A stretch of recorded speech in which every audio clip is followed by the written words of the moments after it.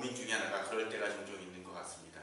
어떤 것이냐면 우리가 이제 6월이긴 하지만 5월 달에 우리 아이들이 원하는 무슨 레고 블록 선물을 사주게 되는 경우들이 있죠.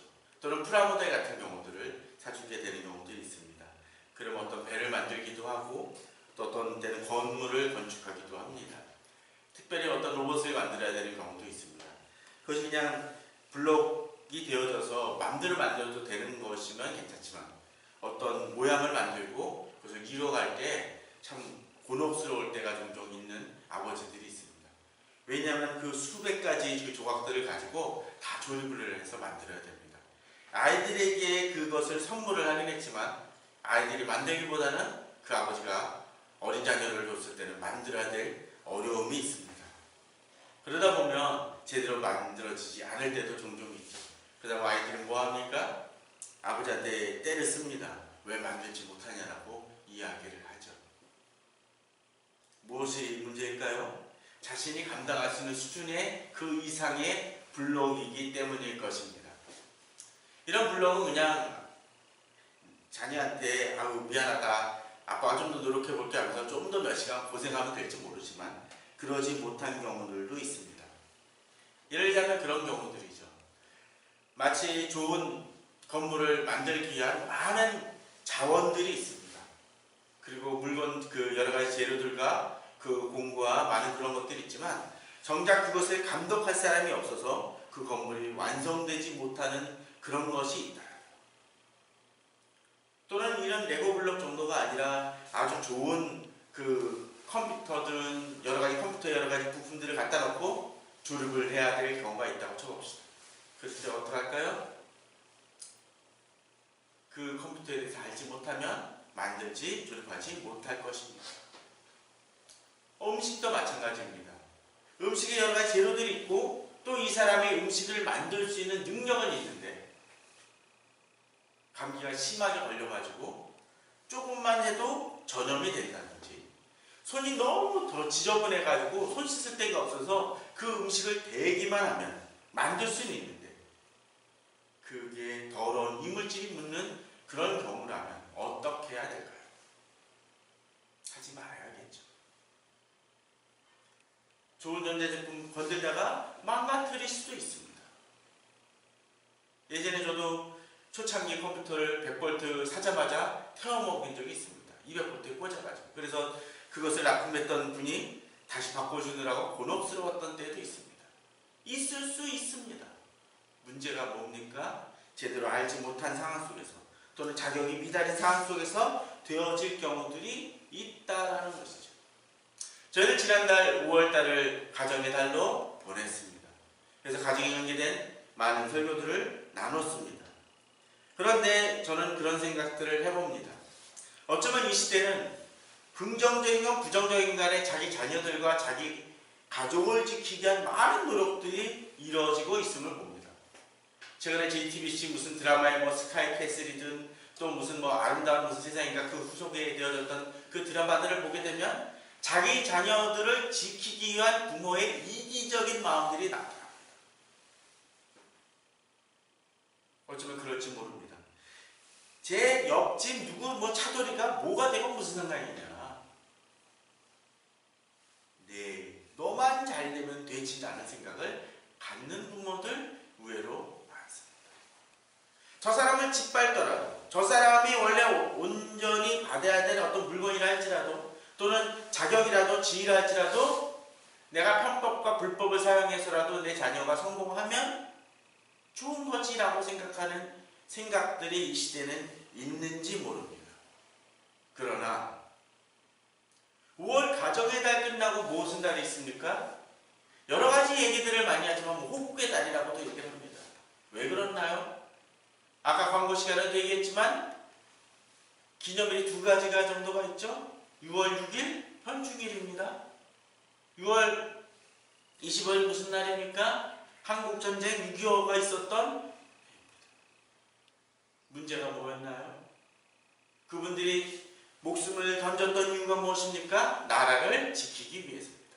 가정을 지키기 위해서 그 차원을 넘어선다는 것이죠. 저는 그런 생각들을 해봅니다. 이 가정의 달 다음에 6.25가 있는 이 6월을 맞이하는 것은 우리가 우리 영역을, 우리 시각을 넓혀야 됨을 보여준다고 생각이 들어요. 단순히 가정의 관점을 넘어서 이 시대를 품는, 이 사회를, 이 민족을, 이 나라를 품는 그러한 우리들의 시야의 확장이 있어야 될 것입니다. 특별히 우리 그리스도인들은 더더욱 그러해야 합니다. 아니, 나라까지는 생각을 안 한다 할지라도 우리들의 시각을 내 자신에게서 머물지 아니하고 내 자녀가 진정으로 바르게 세워지고 이 공동체 속에서 어떻게 역할을 해야 될지, 또 맡겨진 사명을 이어가야 될지를 우리가 생각해 봐야 될 시점이 아닐까라는 생각을 해봅니다. 나만 잘 되면 뭐합니까? 자녀들을 위해서 많은 것을 준비했지만 그 자녀가 아무것도 할 수 없다라면 그 돈은 의미가 없을 것입니다. 종종 그런 모습들을 봅니다. 좋은 법을 세웁니다. 또 좋은 시스템을 만듭니다. 또 여러 가지 프로그램과 여러 가지 회사를 운영할 수 있는 좋은 프로그램을 만들지만 정작 그것을 활용할 수 있는 사람들이 없는 경우들이 있습니다. 그럼 뭔가요? 무용지물이 됩니다. 세월호 때도 위기관리 대처에 대한 여러 가지 룰이 있었다고 합니다. 그런데 그 이후에 그것을 개발한 그 대통령 이후의 대통령들이 그것 자체를 없애버렸다고 합니다. 그러니까 위기관리를 제대로 대처하지 못하는 그런 것들이 된 거죠. 매뉴얼을 만든 것이 잘못입니까? 아닙니다. 그것을 감당할 수 없는 사람들이 그 뒤를 이었기 때문에 문제가 발생되어진 거죠.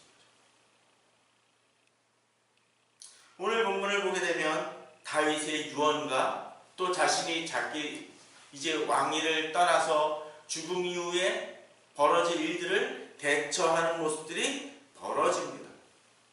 그러면서 이 다윗은 어떻게 행합니까? 이 성전 건축을 세우기 위해서 특별히 1절에서는 어떻게 행하나요? 여러 사람들을 모읍니다.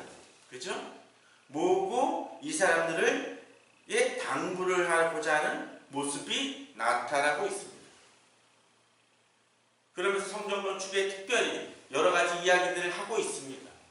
그런데 이 성전 건축을 하고 자기 자신은 이 일을 행할 수 없지만 이제 솔로몬이 감당해야 되는데 어떻게 솔로몬이 이 일을 잘 감당할 수 있을지를 조언하고 이를 수립하고자 하는 것이 오늘 다윗의 28장에서 나타나는 모습입니다. 그런데 다윗은 이 성전 건축을 이야기하면서 분명히 인식하는 한 가지 출발점이 있습니다. 그것은 바로 4절입니다. 그러나 이스라엘 하나님 여호와께서 전에 나를 내 부친의 온 집에서 택하여 영원히 이스라엘 왕이 되게 하셨느니 곧 하나님 유다 지파를 택하사 머리를 삼으시고 유다의 가문에서 내 부친의 집을 택하시고 내 부친의 아들 중에서 나를 기뻐하사 온 이스라엘 왕을 삼으셨느니라. 본문을 보게 되면 한 가지 중요한 포인트가 하나가 있습니다. 뭘까요? 다윗이 왕이 되긴 했지만 그 왕이 됐을 때 어떤 자격이 있어서입니까? 또는 자신의 노력으로 세워졌다고 왕이 됐다라고 이야기하고 있습니까? 아닙니다. 잘 보십시오. 나를 내 부친의 온 집에서 뭐 했다고요? 내가 잘나서 택함을 받았다가 아니라 그냥 택하여입니다. 또 이스라엘 왕이 되었다가 아니라 누가예요? 하나님이 되게 하셨다고 되어 있습니다. 그것을 다시 부연 설명을 하면서 곧 하나님 유다 지파를 택하사 머리를 삼으시고 또 택하시고 기뻐하사 왕을 삼으셨다고 얘기합니다. 다시 노력이 들어갑니까? 없습니다. 하나도 없습니다. 물론 다윗이 아무것도 안 했다는 얘기를 하는 것이 아닙니다. 그 일을 주도한 분이 누구? 하나님이시라는 것이죠.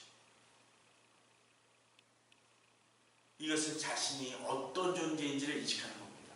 자기가 잘나서 능력이 많아서 이제 지금의 자리까지 왔다는 것이 아님을 깨닫는 것입니다. 우리 성도님들은 TV에서 세상에 이런 일이나 TV 동물농장 같은 거를 보신 일이 있을 것입니다. 근데 거기서 동물들에 대한 얘기가 나올 때 가끔 이런 경우가 있습니다. 어느 나이 지긋하신 분이 집안에 아파트 안에, 특별히 아파트 안에 그냥 개가 아니라 뭘 기릅니까? 돼지 같은 거, 뭐 닭이라든지, 뭐 병아리도 아니고요, 염소 같은 거, 심지어는 뭐 사슴도 기르고 막 그런 것들을 보게 됩니다. 악어도 기르고, 뭐 악어는 일수도 안 되는 것 같아요. 그런데 만일 이런 생각을 해봅니다. 그 아파트에서 만약 그냥 평범한 개나 고양이를 길렀다면 방송을 탈 수 있었을까요? 없었을 것입니다. 아파트에서 돼지를 기르니까 사람들이 관심을 갖습니다. 닭을 기르니까 관심을 갖습니다. 염소를 기르니까 갖습니다. 왜 그럴까요? 거기에 부적절하다고 생각이 되어지는 것입니다. 적당하지 않다고 생각을 하는 거죠. 이것도 무슨 성차별이 아니라 동물차별일지 모르지만 왜 돼지나 닭, 염소는 안 될까요? 저도 잘 모릅니다. 문제는 사람들이 적당하지 않고 자격이 없다고 생각하는 경우가 있다는 것이죠. 어느 집에 가서 개가 있으면 개가 있나 보다 할 겁니다. 돼지가 있으면 왜 돼지를 키우세요라고 부를 겁니다. 너무 심한 표현일지 모르지만 다윗의 고백이 다시 그런 것입니다. 자격이 없는데 하나님이 왕이 되게 하시고 택하셨다는 것입니다. 영원이라는 얘기죠.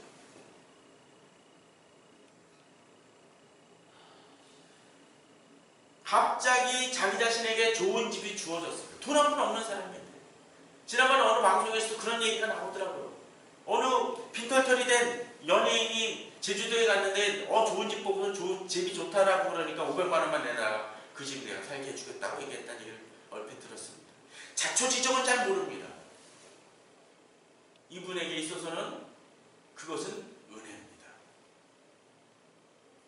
그렇게 제주도에 집 한 채 생겨도 은혜인데 하나님이 다윗을, 그것도 자기 아버지가 사무엘이 왔을 때 형들만 보여주고 이 다윗은 내놓으려고도 하지 않았습니다. 왜? 얘는 아니다라고 생각했습니다. 그랬던 다윗이 왕이 됐습니다. 그것뿐입니까? 하나님은 다윗의 왕조가 영원히 견고해질 것이라고 약속해 주셨습니다. 이것이 다윗에게만 임하는 축복입니까? 아닙니다. 우리 자신도 마찬가지입니다. 하나님이 우리를 하나님의 자녀 삼아 주셨다라는 것은 바로 그 축복입니다. 하나님은 우리를 무엇? 하나님의 아들로 삼으셨고 예수 그리스도와 형제지간을 만드셨습니다. 그만한 축복이 어디 있습니까? 그렇지만 그 축복은 내가 얻은 것이 아니라는 것입니다. 내가 노력해서 얻은 것이 아니라는 것입니다. 이것을 기억할 때 우리는 달라집니다. 내가 자격이 없다는 걸 알기 때문에 옆에 있는 성도를 쉽게 비판하지 못합니다. 좀 극단적으로 얘기하면 뉴스 시간에 나오는 이상한 목사들에 대해서 쉽게 비난할 수 없습니다. 그들의 죄가 잘못되지 아니하였다는 얘기라는 것이 아닙니다. 우리도 똑같이 하나님 앞에서 부끄러운 존재에 지나지 않는다는 거죠. 단지 뉴스에 나오거나 안 나오고의 차이죠. 다시 얘기하지만 그 죄들은 악한 죄입니다. 문제 있는 죄들입니다. 그러나 그렇다고 해서 그것이 나에게 안 일어난다는 보장도 못한다는 것이죠. 그 자각이 있어야 됩니다. 그 자각이 실패한 이유가 뭡니까? 바로 이 구절입니다. 내가 잘나서 목사가 됐다고, 내가 잘나서 장로가 됐다고 생각하기 때문에 그때 실패하기 시작하는 것입니다. 다윗은 그 인식이 있었기 때문에 끝날까지 다윗이 하나님 마음에 합한 자라는 이야기를 들었습니다. 그러한 다윗에게 무엇이 있었습니까? 이제 사람들을 모으고 이야기를 합니다. 2절, 3절에서 이야기를 하죠. 이에 다윗이 일어서서 이르되 나의 형제들 나의 백성들아 내 말을 들으라. 나는 여호와의 언약궤 곧 우리 하나님의 발판을 봉헌할 성전을 건축할 마음이 있어서 건축할 재료를 준비하였으나 하나님이 내게 이르시되 넌 전쟁을 많이 한 사람이라 피를 많이 흘렸으니 내 이름을 위하여 성전을 건축하지 못하리라 하셨느니라고 이야기합니다. 다윗에게 있어서 정말로 자기 자신이 어떤 존재인지를 알기 때문에 하나님께 제대로 경배드리고 싶어서 그 성전에 대한 안타깝고 간절한 마음이 있었습니다. 그래서 어떻게 행합니까? 여러 가지 준비를 하고 갖춥니다. 다윗에게 그런 능력이 있었습니다. 자원도 있었습니다. 자기가 이 일을 마무리 짓고 싶은 마음이 분명 있었을 것입니다. 서울시장이나 대통령들이 가끔 엄청난 프로젝트 사업을 하는 경우들이 있습니다. 예정으로나 여러 가지 기간을 보게 되면 뭐 10년이든 그 이상 걸려야 될 일들인데 대부분의 지도자들이 어떻게 행합니까? 자기 임기 내에 끝내려고 합니다. 왜 그럴까요? 자기 업적으로 확보하고 싶기 때문일 것입니다. 또 이런 것이죠. 한 3년 해가지고 일을 어느 정도 완성을 했는데 그 뒤에 사람이 이것을 제대로 행할지 못 믿겠다라는 것이죠. 그러니까 내가 하려고 합니다. 그럴 수 있습니다. 내겐 익숙한 일이고 내가 비전이 있기 때문에 내가 열심히 있기 때문에 내가 끝내기를 원하고 싶은 마음이 있을 수 있습니다. 그걸 꼭 나쁘다고 말할 수는 없겠죠. 실제로 본인이야만 빠른 것 같고 능숙하게 처리되는 것 같습니다. 더더군다나 오늘 1절에서 이야기했던 이스라엘 모든 고관들이 누구 말을 제일 잘 듣겠습니까? 솔로몬? 아닙니다. 다윗의 말을 들을 것입니다.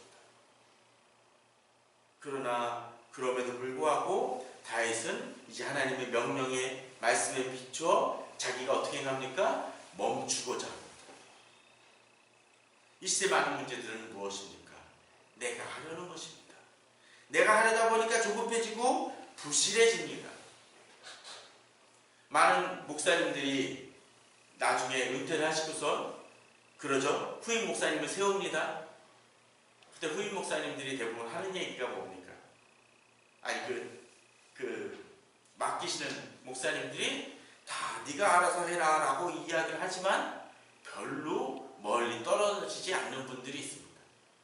심지어 은퇴 목사실을 교회 내에 세웁니다. 어찌 될까요? 장로님들이 어느 목사를 먼저 찾을까요? 최근에 양화진에 있는 모 교회에서 오랫동안 사역하셨던 모 어떤 유명한 이모 목사님은 은퇴를 하시고 교회를 분립을 여러 가지 사역들을 네 분의 사역자들에게 맡겼습니다. 은퇴를 하시면서 어떠한 특별한 행사도 하지 않으셨고 아주 산골에 있는 어떤 작은 교회로 내려가 가셨습니다. 지역으로. 나를 잊으라. 그분은 잠실 쪽에 있는 정신여고에서를 빌려서 교회를 하셨을 때도 그렇게 떠나가셨습니다. 이유가 뭘까요? 그 뒤를 잇는 목사님들이 사역자들이 그 일들을 잘 감당할 수 있도록 성도들이 자신을 찾지 않도록 하기 위해서 떠나는 것입니다.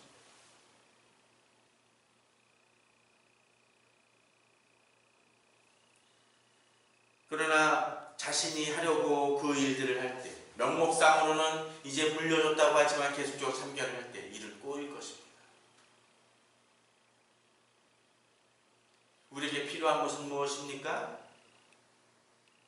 내 후 뒤를 잇는 그 이들이 그 일들을 잘 감당할 수 있도록 도와주고 그 환경을 조성하는 것을 행해야 됩니다. 자녀들이 나이가 먹고 계속 컸는데도 불구하고 너 밥 잘 먹고 다니냐? 그건 할 수 있겠죠. 너 요새 뭐 하냐? 너는 뭐 하냐? 라고 계속적으로 부모님이 참견하시고 관여하신다면 이 자녀는 제대로 설 수 없습니다. 시행착오를 겪더라도 마치 교통사고가 접촉사고가 나더라도 이제 내가 그렇게 운전하면 안 되겠구나 라는 것들을 깨달을 수 있습니다. 그게 혹시나 걱정돼서 부모님이 계속 운전만 해준다면 그 자녀는 제대로 설 수 없겠죠. 교회도 마찬가지입니다. 제대로 설 수 있도록 도와주어야 합니다. 그러기에 다윗은 이제 그것을 준비했지만 자신이 건축할 수 없다는 것을 알고 멈추고 이제 이 일들을 이제 다른 사람들에게 맡기며 솔로몬의 일을 맡기고 있는 것입니다. 특별히 1절에서 만났던 많은 사람들을 기억해 보십시오. 다윗이 이스라엘 모든 고관들, 각 지파의 어른과 왕을 섬기는 반장들과 천부장들과 백부장들과 및 왕과 왕자의 모든 소유와 가축의 감독과 내시와 장사와 모든 용사를, 심지어 누구까지 부릅니까? 왕자의 모든 소유에도 얘기합니다. 뭔 얘기인가요? 이제 솔로몬의 형제가 있어도 이 솔로몬을 함부로 대하지 말라는 겁니다. 솔로몬은 어떤 사람입니까? 사실 처음에 왕비에서 난 사람은 아니라고 이야기할 수 있습니다. 누구에게서 났습니까? 바세바입니다. 바세바 얘기할 때 항상 붙는 게 있죠? 우리아의 아내 바세바. 그 일을 통해서 처음 생겨난 자녀는 죽었습니다. 그리고 그 뒤에 난 자녀가 누굽니까? 바로 솔로몬입니다. 출생의 비밀도 아니고 막장 드라마도 아니고 남들이 보기에도 이거는 참 정성성으로 문제가 있을 수 있었습니다. 그런데 하나님은 어떻게 하셨습니까? 그를 택하셨습니다. 마치 다윗이 막내이고 주목받지 못할 것 같은데 하나님이 왕으로 세우셨던 것처럼 솔로몬의 경우도 그러했습니다. 그러기에 그를 더욱더 견고하게 하기 위해서 이제 많은 사람들을 부르고 그들에게 당부하는 것입니다. 그런데 이런 성전의 건축을 당부하면서 이제 또한 이러한 얘기를 합니다. 이 공동체가 같은 비전과 같은 마음과 같은 뜨거움으로 이것을 가지고 나아가야 하는데 그걸 이루는 것은 그저 열정만으로 안 된다는 것이죠. 그래서 8절이 등장을 합니다. 무엇입니까? 이제 너희는 온 이스라엘 곧 여호와의 회중이 보는 데서와 우리 하나님이 들으시는 데서 너희 하나님 여호와의 모든 계명을 구하여 지키도다. 그러면 너희가 이 아름다운 땅을 누리고 너희 후손에게 끼쳐 영원한 기업이 되게 하리라. 성전 건축도 중요하지만 이들에게 필요한 것이 하나 있습니다. 무엇입니까? 하나님의 말씀을 구하여 제대로 지키는 것입니다. 그럴 때 아름다운 땅을 누리고 후손들도 잘 될 것이라고 얘기하는 것이죠. 중요한 이야기입니다. 우리 자녀들이 복되길 원하십니까? 우리 성도님들 속한 교회가 잘 되길 바라십니까? 이 나라가 복받기를 원하십니까? 그럼 다른 거 없습니다. 여호와의 모든 계명을 구하여 지키도록 하고자 하는 노력이 있어야 됩니다. 그런데 이렇게 말씀을 지킬 때 한 가지 우리가 유념해야 될 것이 있습니다. 이 말씀을 보면서 이런 생각이 들었습니다. 8절을 보게 되면 이제 몇 가지가 중요한 부분이 있습니다. 이 모든 계명을 구하여 지키는데 이것을 어디서 지킵니까? 본문을 보게 되면 뭐라고 되어 있나요? 두 가지 관점을, 두 가지 틀을 보여줍니다. 첫 번째, 여호와의 회중이 보는 데서. 이 얘기는 뭡니까? 사람들 앞에서 떳떳해야 된다는 것입니다. 이거에 대한 명확한 태도가 있고 행함이 있어야 된다는 것입니다. 어디서? 공동체 속에서. 종종 교회 내에서 신앙이 좋은 것 같고 개인적인 모습은 있지만 혼자서 노는 분들이 있습니다. 또 여러 가지 교회를 많이 하는데 덕을 드러내지 못하는 분들도 종종 있습니다. 뭐가 문제입니까? 말씀을 자기 멋대로 행하기 때문에 그렇습니다. 공동체 속에서 인정을 받을 수 있어야 됩니다. 두 번째로 뭡니까? 우리 하나님이 들으시는 데서. 뭘까요? 하나님이 나의 보신다는 거예요. 매번 자주 이야기 드리지만 우리가 기도 열심히 하는 것 같고 또 말씀 열심히 보는 것 같지만 실제로는 아닐 수 있습니다. 기도실에 들어가서 무릎을 꿇지만 1시간이 1분 같고 2시간이 10분 같을 때가 있을 수 있습니다. 기도의 깊이가 아니라 잠이 들었습니다. 그러나 다른 사람들은 뭐라 그럴까요? 2시간씩이나 열심히 기도하셨네요 라고 얘기할지 모르겠어요. 성경을 꾸준히 보지만 그저 그냥 주마간장식으로 본다라면 사람들이 보기에는 1년에 몇 동을 한 것처럼 비춰질지 모르지만 하나님이 내 머릿속이 텅텅 비어있다는 것을 알고 계시죠. 문제는 뭡니까? 하나님 앞에서 하나님이 나를 어떻게 보시는지가 답이 나옵니다. 그래서 사도행전에서는 뭐라고 얘기합니까? 사도행전이 바울이 그렇게 얘기합니다. 이것으로 말미암아 나도 하나님과 사람에 대하여 항상 양심의 거리낌이 없기를 힘쓰노라고 되어 있습니다. 누구 앞에서? 하나님 앞에서, 사람 앞에서. 어떤 분들은 얘기하죠. 교회 무리가 되는 여러 가지 행동을 하면서 하나님은 알아주실 거야 라고 얘기합니다. 다른 사람은 다 몰라도. 물론 다른 사람은 다 틀렸을 수 있겠죠. 그러나 대부분의 경우는 사람들이 이상하게 본다면 이상한 겁니다. 그때 뭐 해야 됩니까? 고쳐야 됩니다. 또 다른 사람들이 다 나를 인정해도 필요한 게 있죠. 하나님이 나를 어떻게 보실지 안다는 거예요. 내가 기도실 들어가서 무슨 생각을 2시간 동안 기도한다 그러면서 뭐하고 있는지 하나님은 아십니다. 사람들은 기도했구나 라고 이야기할지 모르십니다. 공동체 속에서 바로 그렇습니다.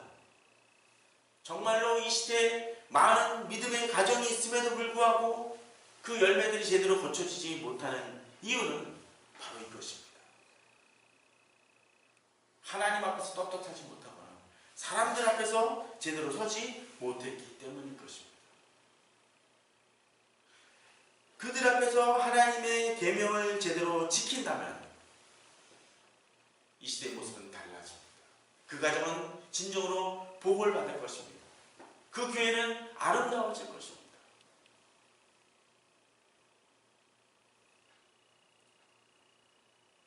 내 양심이 기준이 아니라는 것이죠. 그런 측면에서 우리들은 좀 곰곰이 생각을 해봐야 됩니다. 그러기에 다윗은 9절 10절에서는 그렇게 얘기합니다. 내 아들 솔로몬아 너는 내 아버지 하나님을 알고 온전한 마음과 기쁜 뜻으로 섬길지어다. 다윗은 이제 그렇게 말씀을 지키라고 얘기를 하면서 또 다른 당부를 행하고 있습니다. 여기 하나님이죠. 하나님을 알고 섬기고 라고 되어 있습니다. 온전한 마음과 기쁜 뜻으로요. 다윗처럼 온전한 마음으로 나아가라는 것이죠. 그런데 여기 하나님에 대해서 뭐라고 되어 있습니까? 내 아버지의 하나님입니다. 내 아버지가 누구죠? 다윗 아닙니까? 좀 더 폭넓게 얘기하면 이 이스라엘의 하나님을 이야기한다고 이야기할 수 있습니다. 곧 조상들, 바로 이스라엘 민족이 역사하신 하나님을 네가 알아가야 된다는 거죠. 다윗의 하나님은 다윗에게 어떻게 행하셨죠? 앞서 이야기했던 것처럼 다윗의 집안에서 자기를 택하시고 왕으로 세우시고 지금까지 이끌어오셨습니다. 그러면 무슨 얘기입니까? 솔로몬에게 내 아버지 하나님을 이야기한다는 것은 아버지를 책임졌던 아버지 다윗 또는 그 이상의 조상들을 책임지셨던 하나님을 알 때 어떤 일이 벌어집니까? 솔로몬에게도 복이 임할 것이라는 것입니다. 특별히 내가 만일 그를 찾으면 만들 것이요 만일 내가 그를 버리면 그가 너를 영원히 버리시리라고 되어 있습니다. 솔로몬이 그러했나요? 아닙니다만 실패했습니다.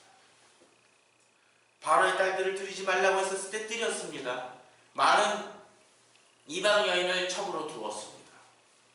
그랬더니 어떤 일이 벌어집니까? 그 마음이 굳어졌습니다. 성경은 이야기합니다. 너는 돌이켜야 된다라고 이야기하시면서 선지자를 2번이나 보냈다고 얘기했습니다. 결국 어떻게 했나요?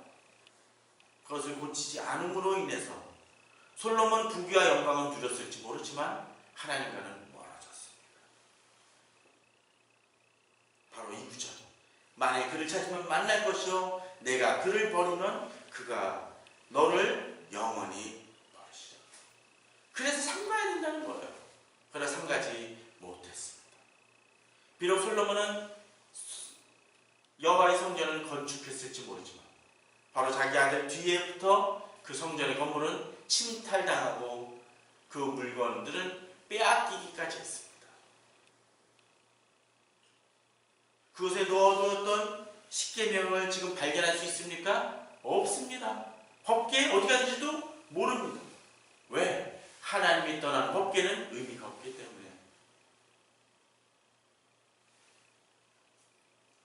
오늘 본문을 보며 우리는 그런 생각을 하길 바랍니다.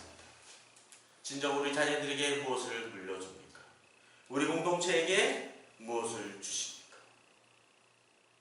진정으로 하나님은 얘기합니다. 7절에서 만일 나의 계명과 법들을 힘써 준행하기를 오늘과 같이 하면 내가 그의 날을 영원히 견고하게 하리라. 오늘과 같이는 어떤 오늘과 같이입니까? 다윗이 행했던 것처럼. 또 그 당시 그 이유가 아니라 솔로몬이 그렇게 행했기 때문에 힘써 준행했기 때문에 그 나라는 영원히 견고해질 것 같았습니다.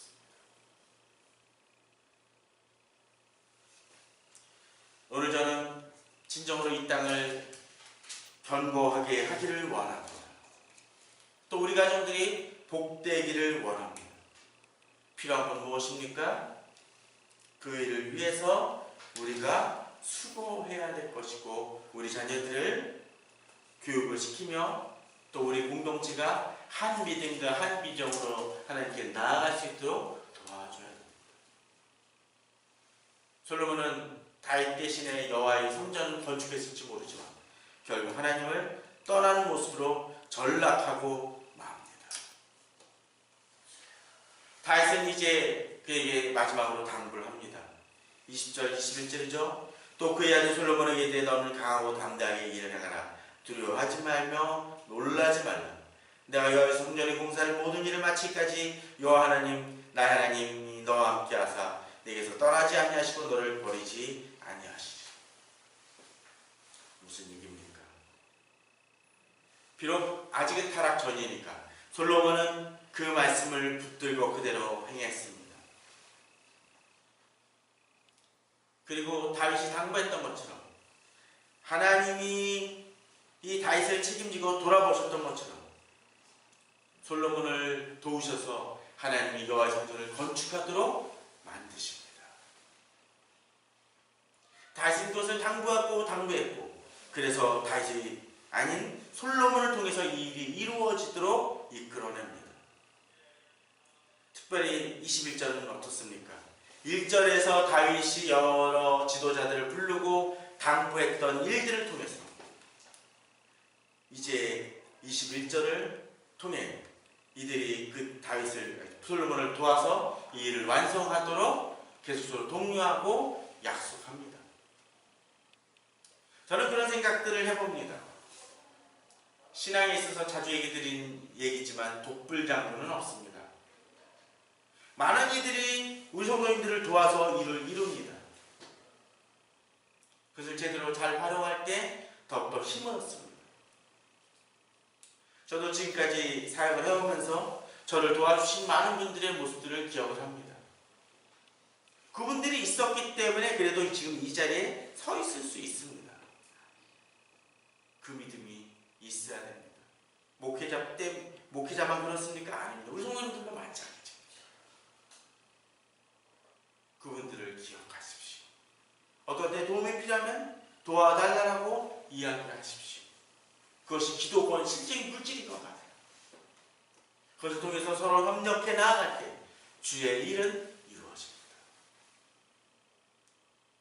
다윗은 비록 자신이 그 성전을 건축할 수 없음을 압니다. 열정이 있어도 멈춰야 될 때 멈출 필요가 있습니다. 그러나 그 일이 되어지게 하기 위해서 도움을 줄 수는 있습니다. 단지 성전 건축이 아니라 이들 민족이 계속적으로 복되게 하기 위해 다윗은 힘을 씁니다. 저는 그런 생각을 해봅니다. 솔로몬이 죽고 난 다음에 나라를 갈라지죠. 북이스라엘과 남유다로 갈라집니다. 자주 드린 얘기지만 북이스라엘과 남유다의 차이는 무엇입니까? 북이스라엘은 전통적인 정권이 왕조가 몇 번 안 이어졌습니다. 계속적으로 정변이 일어납니다. 그에 반해서 남유다는 어떻습니까? 많은 변화도 있고 어려움도 있었지만 어찌 됐나요? 그래도 다윗의 왕조가 이어졌습니다. 끝까지. 그 차이가 어디에 있을까요? 그 왕들이 다 잘해서? 아닌 거죠. 성경은 계속 얘기합니다. 다윗의 마음이 하나님 앞에 다윗의 마음이 합당한 사람이었다고 얘기합니다. 하나님의 마음에 합한 사람이 다윗이었다고 얘기합니다. 바로 그러한 믿음이 있었기 때문에 그 후손들에게까지 그 영향력이 미쳤고 그 유다를 지키는 기틀이 되었습니다. 저는 우리 성도님들의 믿음이 우리 자녀를 지키는 믿음 되기를 원합니다. 우리 성도님들의 믿음으로 인해서 교회가 지켜지는 은혜가 임하기를 원합니다. 우리 성도님들의 마음으로 인해서 이 나라가 지켜지기를 원합니다. 당장 내일 망할 나라일지 모르지만 내가 있음으로 인해 하루를 더 연장하는 그 은혜가 우리 성도님들 통해 있기를 원합니다.